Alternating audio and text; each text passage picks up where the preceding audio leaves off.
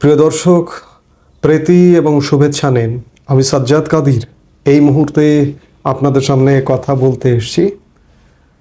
ছাত্র আন্দোলনের শহীদদের লাশ তদন্তের স্বার্থে কবর থেকে তুলতে কেন আপত্তি সার্জিস আলমের, এই প্রসঙ্গটি নিয়ে এই মুহূর্তে কথা বলবো।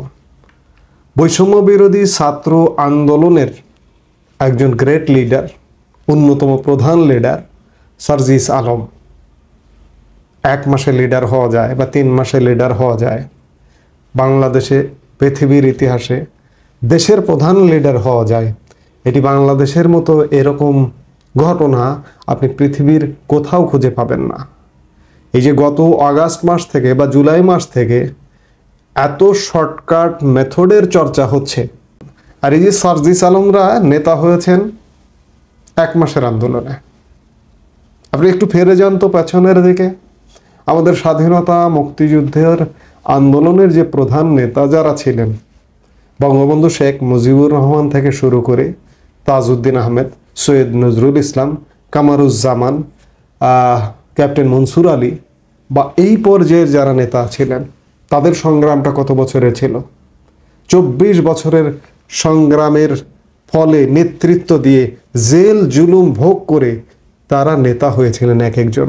স্বাধীন বাংলাদেশ স্বাধীন করে স্বাধীন বাংলাদেশের নেতা হয়েছিলেন। কিন্তু এই যে আজকের বৈষম্য বিরোধী ছাত্র আন্দোলন, তাদেরকে কোনো কোনো অনুষ্ঠানে প্রধান অতিথি হিসেবেও দেখা যাচ্ছে 1 মাসের কার্যক্রমের নেতাদের। ভাইরে ভাই, 24 বছরের আন্দোলনের নেতাদের আপনারা ভুলিয়ে দিচ্ছেন। আপনারা 1 মাসের নেতা, আপনারা অনেক কিছু ভুলিয়ে দিতে চাইছিলেন। গতকাল রাজশাহীর একটি অনুষ্ঠানে ওই যে যারা শহীদ হয়েছেন সেসব শহীদ পরিবারের সদস্যদের আর্থিক সাহায্য দেবার অনুষ্ঠানে প্রধান অতিথি হিসেবে উপস্থিত ছিলেন সার্জিস আলম, জুলাই স্মৃতি ফাউন্ডেশনের যিনি সাধারণ সম্পাদক। তিনি সেই অনুষ্ঠানে প্রধান অতিথি ছিলেন। তো তিনি প্রধান অতিথির বক্তব্যে এক জায়গায় বলেছেন যে ছাত্র আন্দোলনের শহীদদের লাশ তোলা যাবে না। কেন ভাই, লাশ কেন তোলা যাবে না? তদন্তের স্বার্থে লাশ তুলতে হবে, সুষ্ঠু তদন্ত করতে হবে। আসলেই কি যার লাশ বলা হচ্ছে প্রয়োজনে ডিএনএ টেস্ট করতে হবে, ওটা কি সেই ব্যক্তি নাকি অন্য কাউকে নিয়ে এসে ওখানে ঘুমিয়ে দেওয়া হয়েছে? কারণ ইতোমধ্যে কথিত শহীদদের অনেকের ফিরে আসতে শোনা যাচ্ছে। গুজব হোক, সত্য হোক, যেটিই হোক না কেন, প্রশ্ন উঠছে। এজন্যই তদন্তের স্বার্থে জুলাই শহীদ যাদেরকে বলা হচ্ছে তাদের লাশ কবর থেকে ওঠানোর প্রশ্ন আসছে বিভিন্ন জায়গা থেকে। সেই মুহূর্তে সার্জিস আলম বলছেন জুলাই শহীদদের লাশ কবর থেকে তোলা যাবে না। কেন তোলা যাবে না? তুললে কি থলের বিড়াল বেরিয়ে আসবে? এই জন্য না তোলার আবেদন করছেন, না তোলার জন্য কণ্ঠ উঁচু করছেন? হয়তো তাই। এই জন্যই ওই কবরে যে লাশটি শুয়ে আছে সেই লাশটিকে নিয়ে একটি ভীতি কাজ করছে।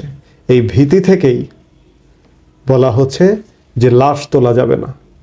পৃথিবীর প্রত্যেকটি দেশে, সারা পৃথিবীতে মৃত ব্যক্তির, অপঘাতে মৃত ব্যক্তির লাশ তদন্তের প্রয়োজনে, পুনঃতদন্তের প্রয়োজনে লাশ কবর থেকে উঠানো হয়।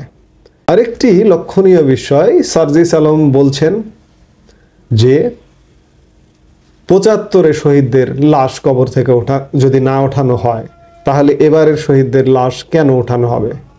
এরা সবসময় ঠুনকো বিষয়কে বড় বিষয়ের সাথে তুলনা করছে।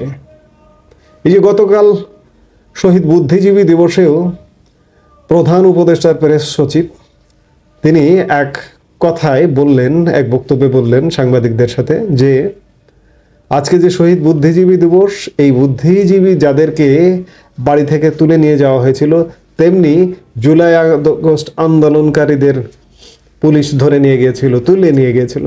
দুটোকে এক কাতারে নামাচ্ছেন। এরা কথায় কথায় আমাদের মুক্তিযুদ্ধ, আমাদের বঙ্গবন্ধু, আমাদের স্বাধীনতা মুক্তিযুদ্ধের সাথে এই ছোট জুলাই ষড়যন্ত্রকে তুলনা করছেন। তারই প্রেক্ষিতে সার্জিস বলছেন যে লাশ তোলা যাবে না, লাশ তোলা যাবে না। এটি আসলে বলছেন অ্যাকচুয়ালি ধরা খেয়ে যাবেন, ধরা পড়ে যাবেন।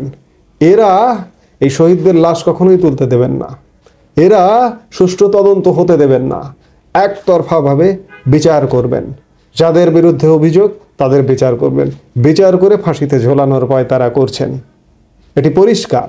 এই যে আমাদের জেলে বন্দি যেসব রাজনৈতিক নেতারা আছেন, যারা যেসব রাজবন্দি আছেন, তাদেরকে হত্যা করার ষড়যন্ত্র চলছে, জুডিশিয়াল কিলিংয়ের ষড়যন্ত্র চলছে। অনেকে বলার চেষ্টা করছেন জেল হত্যা করবার ষড়যন্ত্র চলছে কেন্দ্রীয় নেতাদের। না, এরা করবে জুডিশিয়াল কিলিং। যার কারণে লাশ তোলা যাবে না, এটি করা যাবে না, সেটি করা যাবে না, এমন নীতিবিরুদ্ধ কথা বলছেন। আপনাদের বুঝতে হবে, বাংলাদেশের মানুষকে বুঝতে হবে যে কি হচ্ছে, কি ঘটছে। এই মুহূর্তে এ পর্যন্তই।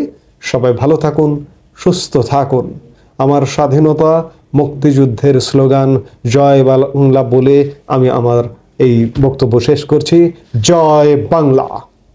আমাদের ভিডিওগুলো নিয়মিত পেতে সাবস্ক্রাইব করুন Sajjad Kadir and the legends YouTube channel এবং লাইক, কমেন্ট, শেয়ার করে সাথে থাকুন।